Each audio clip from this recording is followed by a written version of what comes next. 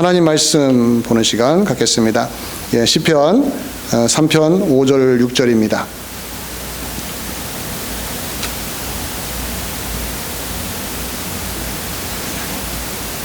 우리가 볼 말씀은 시편 3편 5절 6절 2절인데요. 함께 읽습니다. 시작. 내가 누워 자고 깨었으니 여호와께서 나를 붙드심이로다.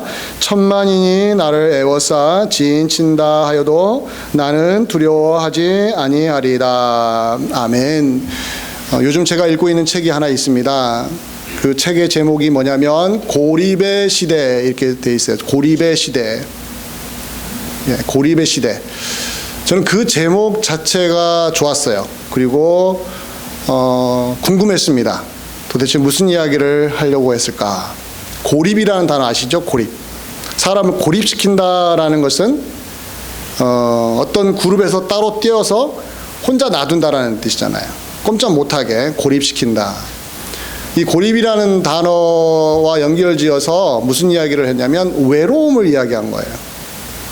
우리가 살고 있는 지금 사회가 어느 쪽으로 가고 있느냐를 읽어낼 때 고립 쪽으로 가고 있다는 거죠. 다른 말로 하면 외로움을 더 강화시키는 쪽으로 사회가 흘러간다는 거예요. 거기에는 개인주의가 들어가 있고 이기주의가 들어가 있어요. 나 중심의 세상을 사는 사람들이 너무 많아지다 보니 개인의 자유와 권리가 강화되고는 있지만 그 부작용이 뭐냐면 외로움이에요. 고립이에요. 우리가 지금 팬데믹 시대를 살고 있는데 이 고립의 시대라는 책도 이 팬데믹을 거치고 나서 전문가가 쓴 거거든요. 팬데믹이 2년을 넘어가면서 3년을 향해 달려가잖아요. 또 지금도 언제 끝날지 모르고 있으며 지금 여름에 더 많은 확진자가 생기고 있고 한 번 감염된 사람이 또 감염되면 더 위험하다는 이야기도 나오고 있으며 우리를 불안하게 하고 있는 이 시대에도 어디로 흘러가느냐? 사람을 고립시키고 있다는 거예요. 사회적인 거리두기, 또 격리 이런 단어들이 결국은 사람들을 더 외롭게 만들고 있다는 겁니다. 물론 이 설교를 듣는 우리 성도님들은 나는 외롭지 않은데? 나는 괜찮은데? 라고 하실 거예요. 지금 당장 외롭지 않다는 이야기 하는 것이 아니라 이 사회가 어느 쪽으로 방향을 틀고 있느냐, 우리를 어디로 몰아가고 있느냐를 읽어내라는 것이죠. 자, 인터넷이 발달하지 않았습니까? 인터넷 사업이 이 팬데믹을 거쳐가면서 각광을 받고 있고 모든 사람이 거기에 올인하고 있잖아요. 그러니까 인터넷이 우리를 외롭지 않게 해줄 것처럼 속삭이잖아요.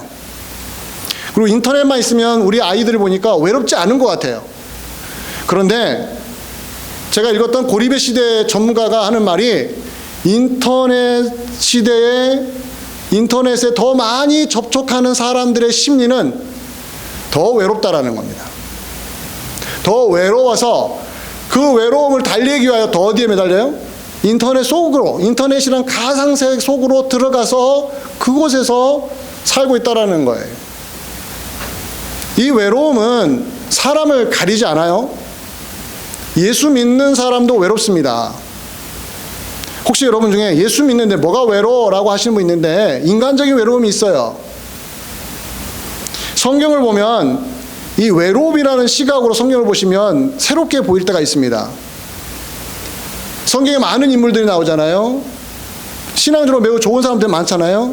근데 그들의 삶의 이면, 다른 면을 보면 외로운 사람들이에요. 구약에서 가장 유명한 야곱과 요셉을 보세요.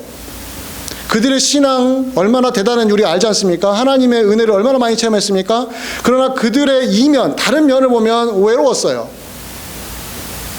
야곱은 형과 부모 밑에서 살다가 형과 관계가 안 좋아져서 혼자 홀로 떨어져서 삼촌 라반 집으로 가는 그 거리, 그 여행하는 동안에 그가 느꼈을 외로움.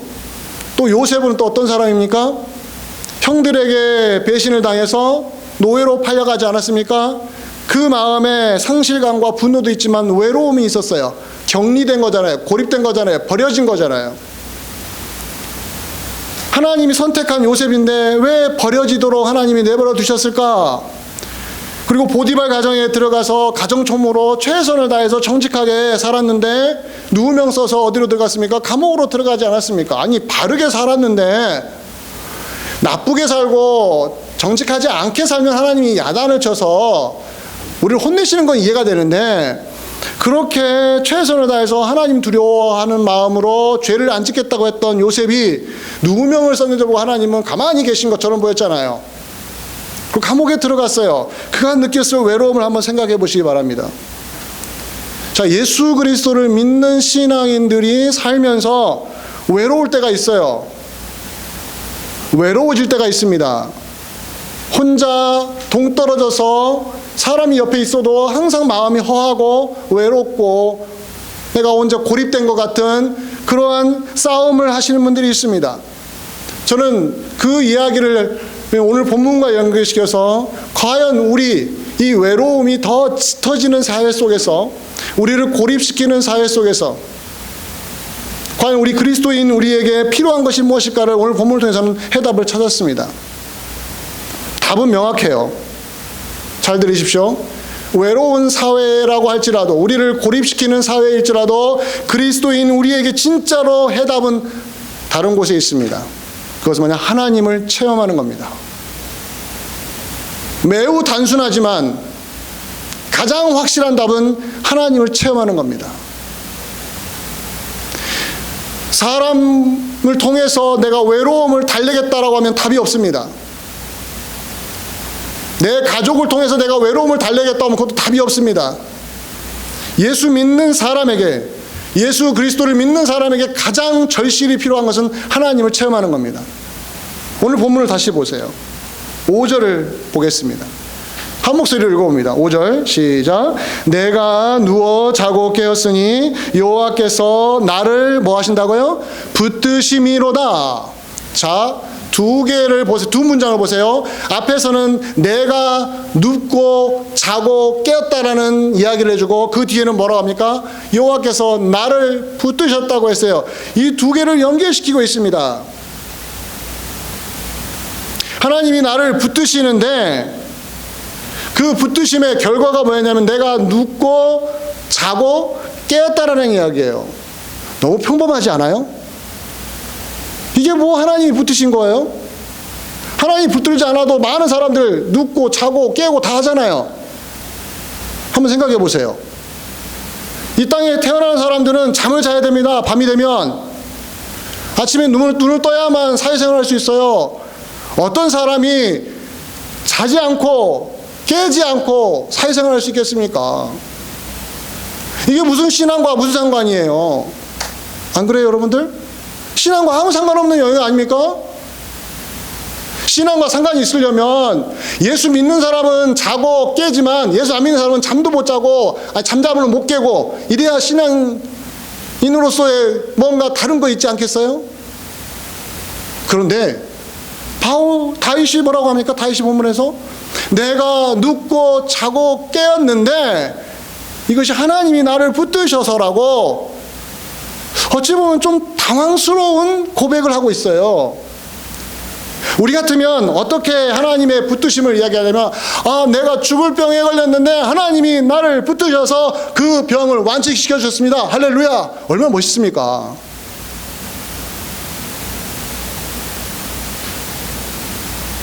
도저히 상상할 수 없는 놀라운 기적을 하나님이 보여주셔서 나를 위기에서 건져주셨으면 그게 하나님이 나를 붙드신 확실한 증거 아닙니까? 그런데 고작 많고 많은 기적적인 일도 다 빼고 고작 뭐라고 그래요? 눕고 자고 깬 것이 누구 때문이라고요? 하나님 때문이래요. 저는 이 말씀을 묵상하는 가운데 제가 원래 사도행전을 강의했거든요. 사도행전을. 근데 오늘 이 본문을 주중에 묵상하다가 무릎을 탁 쳤습니다. 우리가 생각하는 하나님 체험하는 게 얼마나 거창한가. 우리가 하나님 은혜를 체험하고 하나님이 우리에게 베푸신 놀라운 사랑을 체험하는 내용을 보다 보면 너무 기적적인 것들, 너무 거대한 것들, 남들에게 자랑할 만한 것들로 채워진 것이 아닐까. 근데 의외로 하나님의 붙드심이 어디에 나타나요?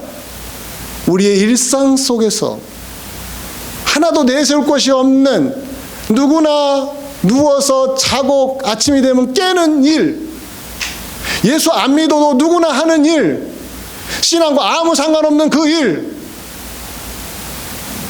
여러분, 예수 믿어야만 자동차를 못 수 있습니까? 예수 믿어야만 점심에 식사를 할 수 있습니까? 예수 믿어야만 공기를 마실 수 있나요? 아니에요. 이 땅에 태어나면 누구나 하는 일이에요. 밤이 되면 잠을 자는 거, 아침이 되면 일어나는 거, 누구나 하는 거 아니겠습니까? 그런데 이것이 누구 때문이라고요? 하나님의 덕택이라고요. 하나님 때문에 하나님이 나를 붙드셔서. 도대체 이게 무슨 이야기인가? 여러분과 제가 확실하게 알아야 돼요. 이 말을 하게 된 배경이 있습니다. 어떤 배경이냐면, 다윗이 세 번째 아들인 압살롬에 의해서 도망자 신세가 된 사건 때문에 이 이야기를 한 겁니다. 다윗에게는 수많은 아들이 있었습니다. 그 중에 셋째 아들인 압살롬에게 야망이 있었습니다. 왕이 되고 싶은 야망. 근데 아버지는 안 돌아가시는 거예요. 자기는 왕위에 오르고 싶은 거예요. 그래서 그가 사람들의 마음을 휘어잡아서 결국은 왕인 아버지를 몰아내고 자기가 왕위를 찬탈하지 않았습니까? 그리고 왕이었던 다윗은 죽을까봐 도망자 신세가 되었습니다. 도망을 하면서 쓴 시편이 오늘 시편 3편이에요. 자, 그런데 그 도망하고 있는 다윗의 심정을 한번 상상을 해보십시오. 믿었던 아들에게서 배신을 당했고 도망자가 되었고, 그리고 계속 추격해와요. 그러면 추격해오면은 도망자는 어떻습니까? 밤에 잠을 잘 수 있어요, 없어요? 잠을 못 자요. 잘 수가 없는 거예요. 언제 잡힐지 모르니까. 쫓기는 자가 어떻게 잠을 잡니까? 쫓기는 자는 잠을 자도요, 잠을 제대로 못 자요. 누군가는 보초를 서줘야 돼요. 이 정도로 다급한 상황에 있었던 다윗이었는데, 그가 뭐라고 고백합니까? 오늘 본문 5절을 다시 한번 보세요. 내가 누워 자고 깨었는데. 이것이 다 누구 덕택이라고요? 여호와께서 나를 붙드신 덕택으로. 제가 말씀드렸잖아요. 누구든지 누워서 자고 아침이 되면 깬다고요. 근데 우리의 삶 속에서 이 루틴이 깨질 때가 있습니다.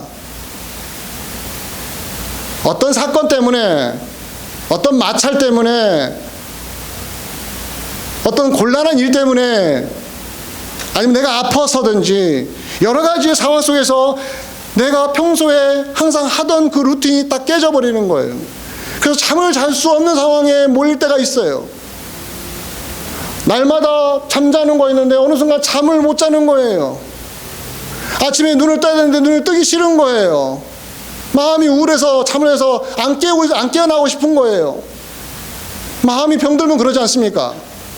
아니, 누구든지 잠자고 일어나는 건 당연한 것인데, 이 당연한 것이 당연하지 않게 느껴지는 시기가 우리에게 언제든지 일어날 수 있다는 거예요. 오늘일 수 있어요, 오늘. 아니면 지난주일 수 있어요. 아니면 다음 주에 일어날 수도 있어요, 우리는. 근데 예수 믿는 사람도 여기에서 예외는 아닙니다. 오해하지 마세요. 착각하지 마세요.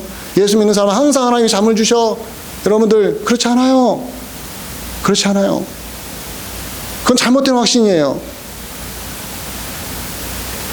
우리가 평소에 항상 하던 대로 사는데 그것을 하나님이 의도적으로 깨뜨리셔서 당연하게 생각했던 곳에서 그 당연한 것이 누구 때문이라고요? 하나님이 돌봐주셔서 그렇게 됐다는 걸 깨닫게 하시는 순간이 온다는 이야기예요. 놀랍지 않습니까? 우리의 신앙생활 한번 돌아보세요. 우리가 신앙생활 하면서 기적은 바라지 않지만 매일 월요일부터 일요일까지 여러분의 생활 패턴을 한번 쫙 보세요. 항상 똑같은 패턴으로 이어지지 않습니까? 어제와 오늘, 월요일날, 화요일날, 수요일날, 목요일날 아침에 일어나면 뭘 하고 저녁에는 어떻게 하고, 이게 매 속에서 마치 기계처럼 돌아가지 않습니까? 그러니까 다음 주에도 당연히 그렇게 살 것처럼 우리는 예상하지 않습니까? 그 틈 사이에 하나님의 흔적은 있습니까? 없습니까? 없습니다. 안 보여요. 왜요? 우리는 그 루틴대로 따라가 살다 보니까. 근데 하나님이 그걸 탁 깨뜨리실 때가 있다는 거예요. 그럼 뭘 깨닫게 하세요?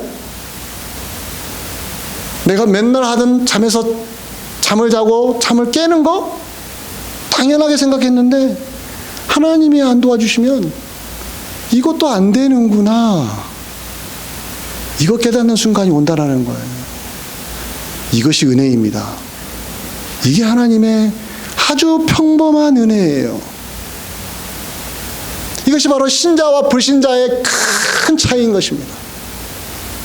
예수 믿는 사람이기 때문에 말할 수 있는 거예요. 여러분, 복음서를 보면 많은 기적들이 있잖아요.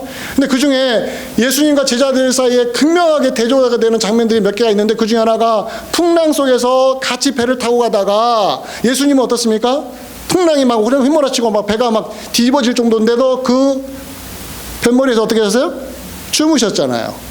나머지 제자들은 다 뭐 했어요? 살겠다고 물 퍼내고 흔들리는 걸 잡고 서로 의지하고 막 살겠다고 아우성을 치지 않았습니까? 그래서 예수님을 깨우잖아요. 예수님 도대체 뭐하고 있어요? 왜 혼자 주무시고 있어요? 이해가 안 됩니다.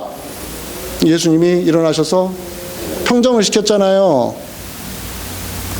자, 보세요. 인생의 풍랑이라는 것은 다양하게 오지 않습니까?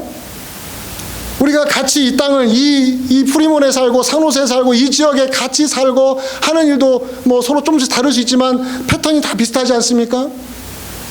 그런데 하나님이 어떤 풍랑을 허락하실 때가 있어요. 각자의 인생 속에. 그랬을 때 우리의 반응이 어떠한가를 한번 보시길 바랍니다.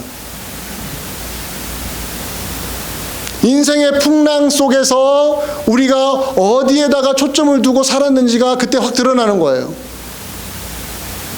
다윗은 뭘 깨달았습니까? 쫓기는 자가 되기 전까지는 잠을 자고 잠에서 깨어나는 거 당연하게 생각했었는데, 인생의 풍랑을 만나다 보니 자기가 아무것도 아닌 것을 안 거예요. 풍랑 앞에서 제자들이 막 죽겠다고 막 아우성을 치는 것처럼 다윗도 똑같았습니다. 왜 나에게 이런 시련이, 왜 이런 일이, 남들은 평범하게 잘 살았는데 왜 내 인생 속에는 이런 풍랑이 일어나서 나를 이렇게 못 살게 굴까? 그랬을 때 뭐가 드러나는 거예요? 그 사람의 신앙 수준이 드러나는 거예요.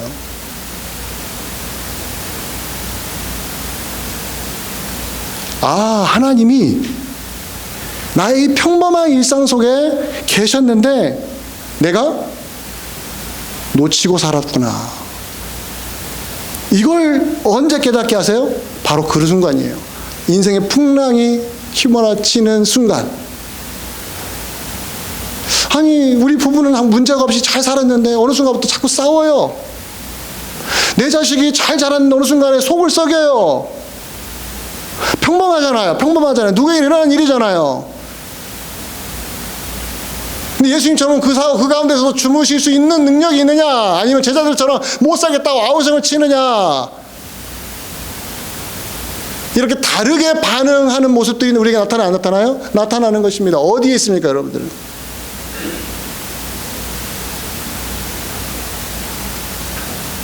우리 인생에 불어닥치는 태풍 같은 일, 우리가 평소에 잘 살았던 부분들을 흔들어 놓는 일, 그런 일을 만났을 때 우리가 정말로 깨달아야 될 게 뭔가. 오늘 제가 3장 5절 6절 읽었는데 3장 2절을 제가 인용을 하기로 원합니다. 3장 2절을 보면 이런 말씀이 있습니다. 함께 읽어봅니다. 시작. 많은 사람이 나를 대적하여 말하기를 그는 하나님께 무엇을 얻지 못한다고요? 구원을 받지 못한다고 수근수근거리는 거예요. 아니, 대놓고 욕을 하는 거예요. 비난하는 거예요. 야, 너 하나님 믿는다며. 근데 하나님 널 구원하지 않잖아. 근데 언제 이런 일이 벌어진다고요? 평소에 내 생활 루틴이 깨지지 않을 때는 이런 말 안 나타나요. 평소처럼 직장 생활하고 부부관계가 좋고 자식들이 잘 크고 하는 일도 잘 되고 별일 없을 때는 이런 문제가 안 생깁니다. 근데 이것이 탁 깨질 때가 와요. 내 삶에 위기가 오죠. 근데 그 순간에 내 귀에 들리는 소리들이 뭐냐면은, 목사님인데 왜 자식들이 저 모양이야? 장로님인데 왜 자식들이 저 모양이야? 권사님인데 왜 아파? 교회 다닌다며. 근데 뭐 하는 거야? 하나님이 안 도와주시잖아. 이런 목소리 들려요, 안 들려요? 들립니다. 이것이 바로 우리가 이겨내야 될 적인데 정말 가슴 아픈 일이죠.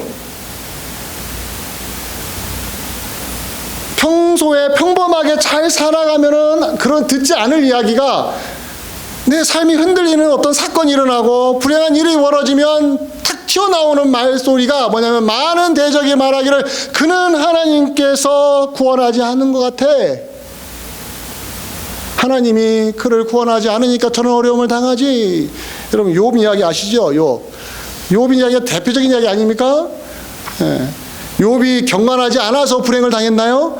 그 당시 그 시대에 그 누구와 비교해도 욥의 경건함은 최고였습니다. 하나님이 인정하실 정도로 최고였습니다. 그러나 그 인생에 불어닥친 모든 풍파를 보십시오. 일상이 다 깨져버렸잖아요. 사랑스러운 자식들이 다 죽었잖아요. 모든 재산이 다 날아갔잖아요. 이런 쪽박찬 인생이 어디 있습니까? 근데 경건하게 살았는데도 그랬단 말이에요. 근데 그 세 친구가 멀리서 와가지고 일주일 동안 그 욥의 그 신음하는 목소리 들으면서 옆에서 침묵으로 위로를 해주다가, 욥이 첫 마디가 뭡니까? 내가 태어난 것이 너무너무 한탄스럽다. 내가 차라리 태어나지 말았을걸 하는 말과 동시에 그 세 명의 친구들이 폭격을 가합니다. 말로 폭격을 가합니다. 네가 죄를 지었으니까 하나님이 너를 이렇게 야단치신 거야. 빨리 회개해. 아까 시편 3편 2절에서 뭐라 합니까? 많은 대적이 뭐라 합니까? 하나님 앞에 너 회개하라는 이야기예요. 이 말은 하나님 너를 구원하지 않았잖아. 왜? 네 잘못이니까. 네 잘못이니까. 너 맨날 회개한다며.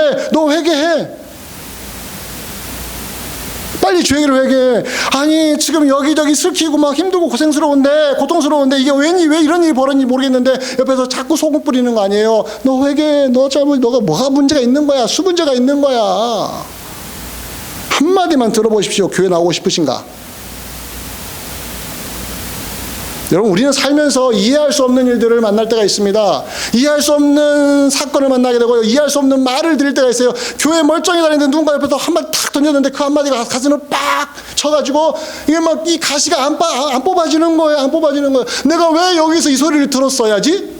집에 가서 곰곰이 생각하면 생각할수록 이 가시가 어때요? 대못으로 바뀌는 거 여러분 느끼십니까? 왜 하나님이 이걸 너에게 허락하셨을까라는 쪽으로 생각 안 하고, 난 너무 억울하다는 생각만 하다 보니 잠을 못 자는 거죠. 괴로운 거죠. 잠을 못 자요. 고통스러워요. 그래서 내 스스로를 자꾸 분리를 시킵니다. 나를 더 고립시킵니다. 사람을 피하게 됩니다. 교회를 피하게 됩니다. 바로 그 시험 때에 우리가 섰을 때 진짜 배워야 되고 깨달아야 되는 건 하나님을 체험하는 겁니다. 어떤 식으로 체험해요? 어제까지 내가 잠을 잘 잤던 내가 어떤 사건을 하면 오늘부터 잠을 못 잤는데, 잠을 못 자는 이 문제가 해결도 안 됐는데도 불구하고 뭐예요? 여전히 하나님이 나를 붙드셔서 잠을 잘 수 있는 것. 이 체험을 하셔야 한다는 거예요. 신앙의 체험은 다윗이 압살롬에게 쫓겨났을 때 다시 원상복귀돼가지고 왕의 자리를 다시 차지하는 것이 하나님의 뜻이 아니라, 도망자 신세가 되고 비참하게 쫓기는 신세가 되었으며, 그 쫓기는 신세 속에서도 하나님은 여전히 다윗과 함께 하셔서 거기서 어때요? 광야 같은 곳에서 들판에서도 잠을 잘 수 있도록 돌보시는 하나님의 그 손길을 언제 체험한 겁니까? 가장 비참할 때 체험했다는 거예요. 이것이 하나님을 진짜 체험하는 신앙인의 모습입니다. 제발 하나님을 체험했다는 이야기를 너무 고급스럽게 포장하지 마세요. 하나님을 체험하니까 하나님이 나를 구덩이에서 건져버려서 왕궁으로 집어넣었다거나 궁전으로 집어넣었다거나 막 정말 비참하게 길거리에서 헤맸는데 막 대고 같은 집으로 나를 옮겨줬다. 이것이 하나님 체험하는 게 아닙니다. 여전히 나는 길거리에서 헤매고 있는데도 불구하고 그 속에서 하나님 뭐하게 하는 거예요? 나를 잠을 자게 해주시는 그 하나님의 손길. 이건 하나도 안 멋있죠. 안 멋있죠, 당연히. 나는 길거리에서 잠자는 걸 원하는 게 아니라 대구 같은 집에서 잠자기를 원하거든요. 우리는 내 문제가 해결이 되어서 지금부터 더 나은 생활 속에 들어가서 잠자는 걸 원하지, 이렇게 고생하면서 힘든데 거기서 잠을 자요? 내 그 잠이라는 건 의미가 없다고 생각하는 하나님의 체험은 뭐예요? 하나님의 은혜 체험은 먼 이야기가 되는 것입니다. 참으로 많은 성도님들이 이 관문을 못 통과하는 바람에 뭐가 안 생기냐면 신앙적인 담대함이 안 생겨요. 이건 무슨 말이냐면 내가 쫓기는 자가 되고 일이 안 풀리는 자가 되고 옆에서는 수근수근거리고, 야 하나님 믿는다며 왜 그만 그 꼴이야, 하나님 너는 구원해 주지 않는가 봐, 너 죄 때문에 그래, 너 숨겨진 죄 회개해, 막 옆에서 윈당 복귀로 막 가고 있는데도 그러면 막 상처받아가지고 이 교회를 다녀야 말아야 돼요 하면서 예수 믿는 사람들 정말 다 왼수 같아, 이런 심정으로 막 몰려가고 있는데 그 속에서 하나님이 붙드셔서 그로 하여금 잠을 자게 하시는 체험을 하는 사람에게 진짜 생기는 게 뭔지 아십니까? 신앙적인 담대함입니다. 오늘 본문 3편 6절을 보겠습니다. 3편 6절. 3편 5절에서는 3장 5절에서 뭐라 합니까? 내가 누워 자고 깨었으니 여호와께서 나를 붙드시미로다. 6절을 한번 보세요. 6절에 뭐라고 고백하냐? 같이 읽어봅니다. 시작. 천만인이 나를 에워싸 진친다 하여도 나는 두려워하지 아니하리다. 이러면 두려워하는 게 아니라 하나님 뭐하고 계십니까? 천만 명이 나를 향해서 비난하는데 하나님 다 제거해 주셔야 내가 마음 편하게 살지요 라고 하지 않고 뭐라 합니까? 천만 명이 나를 둘러싸고 나를 비난해도 그 속에서 나는 두려워하지 않겠습니다. 여러분, 신앙이 뭡니까? 신앙이 뭐지요? 예수 믿어도 좋은 게 뭡니까? 대우 같은 집에 들어가는 거예요? 내 일상생에 아무런 일이 안 일어나는 게 신앙이 좋은 건가요? 아니에요. 일어날 수 있어요. 부부관계 깨질 수 있어요. 자식이 속 썩일 수 있어요. 집이 없어서 헤맬 수도 있어요. 건강이 나빠져가지고 막 병동에 들어가서 내일도 앞날도 알 수 없는 그런 지경에 처할 수 있어요. 그런데 신앙적인 담대함은 그곳에서 생긴다는 거예요. 여러분들, 신앙적인 담대함을 하나님 울타리를 다 쳐줘가지고 안전하게 나 혼자 잘 살고, 남들은 뭐 전쟁에 죽든 뭐 기근에 죽든 신경 안 쓰고 나만 울타리를 하나님 보여주셔가지고 저 사람들은 다 죽어가는데 나는 하나님이 물도 주시고 막 이것이 되어야만 담대함이 생기는 게 아닙니다. 이건 담대함과 아무 상관없는 거예요. 그냥 누리는 거예요. 누리는 거. 진짜 담대함은 천만 명이 나를 둘러싸고 비난을 해도 그 속에서 뭐 하는 거예요? 잠을 자고 잠에서 깰 수 있는데, 그게 누구 때문이라고요? 하나님이 나를 그렇게 해주셔서 내가 그렇게 잠을 잘 수 있고 깰 수 있었습니다 라고 고백하는 신앙, 이게 바로 신앙적인 담대함을 갖고 있는 사람들의 공통적인 특징입니다. 사랑하는 성도 여러분, 신앙적인 담대함이라는 것은 저 이렇게 말씀드리고 싶어요. 모든 걸 다 겪어보셔야 돼요.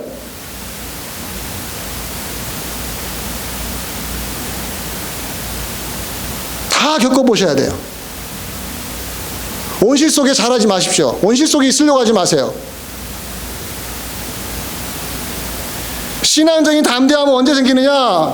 내가 죽을 것 같은데 그 속에서 하나님이 나를 돌보셔서 잠을 자게 하셨다.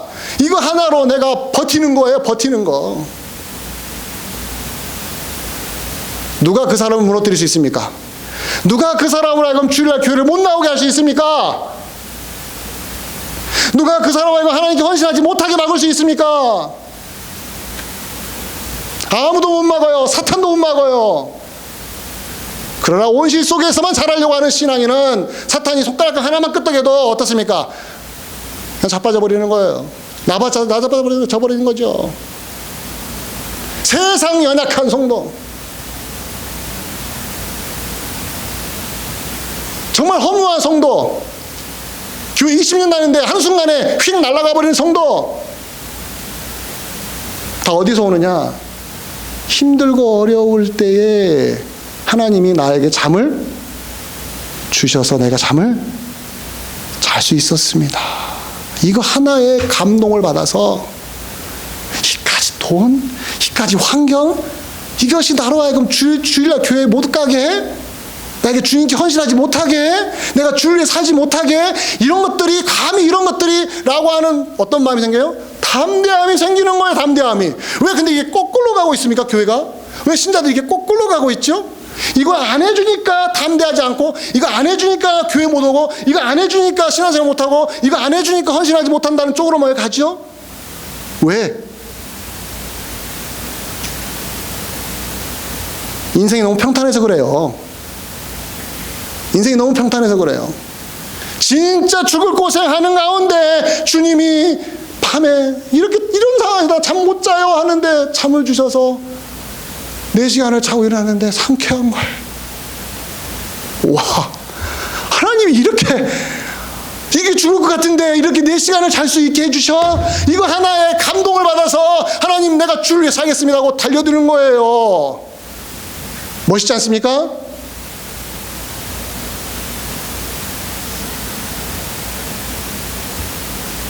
하나님이 나를 붙드셔서 내가 잠을 자고 잠을 깰 수 있는 이 평범한 일상생활을 하나님의 은혜 때문이고 하나님이 도와주셔서 됐다라는 이 신앙 체험이 성도님들에게 쌓여야 합니다. 축적돼야 됩니다. 계속 쌓이셔야 됩니다. 욕심내십시오. 돈 많이 버는 걸 욕심내지 마시고, 더 좋은 집에 살려고 또 욕심내지 마시고 이걸로 욕심내세요. 하나님, 이번 주에 왔는데 어떤 분이 나에게 막 내 마음을 상하게 하는 말을 들었는데, 하나님 내가 이거 신앙생활 하려 말해요 하는데 뭐예요? 하나님께 매달리는데 하나님이 나를 어루만져 주시면서 잠자라, 편안하게 잠을 자라. 잠에서 깨어났더니 어떻습니까? 그게 하나도 속상하지 않는 거예요. 이건 누구나 할 수 있는 체험 아닙니까? 우리가 이거 체험해야 되지 않겠습니까? 뭐 대단한 체험을 한번 해보십시오. 우리 일상생활이 별로 다 평범하기 때문에 대단한 체험할 것도 없어요. 별로 크게 아프지도 않고요. 크게 어려운 것도 아니고요. 신앙 체험할 필요가 없는 거예요. 그런데 이렇게 잠을 자고 잠을 깨는 일상적인 생활 속에서 하나님이 나를 붙드셨다는 쪽으로 가면 우리는 얼마든지 신앙 체험을 할 수가 있습니다. 하나님이 이렇게 나를 돌보세요. 이 미국이라는 이 울타리 속에 살고 있는 여러분, 저와 여러분, 이 신앙 체험을 하셔야 됩니다. 이번 주도 이 신앙을 체험하시기 바랍니다. 하나님이 얼마나 우리 성도님들의 생활 속 깊숙이 들어오셔서 어루만져 주시는지를 깊이 깨달으십시오. 그래서 속상한 일이 팍 일어났을 때 어떻습니까? 나 잠 못 자 하는데 하나님이 나를 어루만져 주셔서 잠을 탁 자고 일어나는데 어제까지 속상했던 그 문제가 어때요? 별거 아닌 것처럼 보이면서 내가 이것 때문에 교회 안 가겠어? 내가 이것 때문에 주님께 헌신하지 안 하겠어? 이거 내가 주를 위해서 살지 않겠어? 라는 핑계거리가 안 되는 신앙 체험이 날로 더해지기를 주의 이름으로 간절히 축원드립니다. 이 은혜가 넘치기를, 이번 한 주간에 넘치기를 간절히 바라면서 말씀을 맺겠습니다. 기도하겠습니다.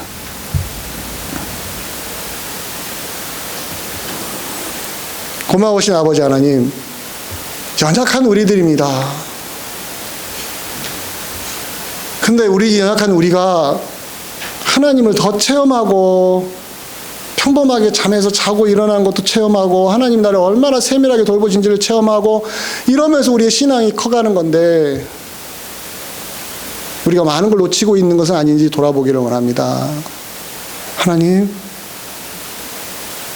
우리의 마음을 어루만져 주시고 세밀하게 다독여 주시고 혼자 죽을 것 같은데 하나님이 잠을 주셔서 잠을 고라하게 잘 수 있었던 그 은혜 오늘도 주시고 내일도 주시옵소서. 그래, 하나님을 더 간절하게 바라보고 이 하나님을 내가 어떻게 속상하게 하며 이 하나님을 어떻게 내가 멀리할 수 있습니까? 라고 하는 고백이 우리 입에서 나오게 하여 주시옵소서. 예수 그리스도 이름으로 기도합니다. 아멘.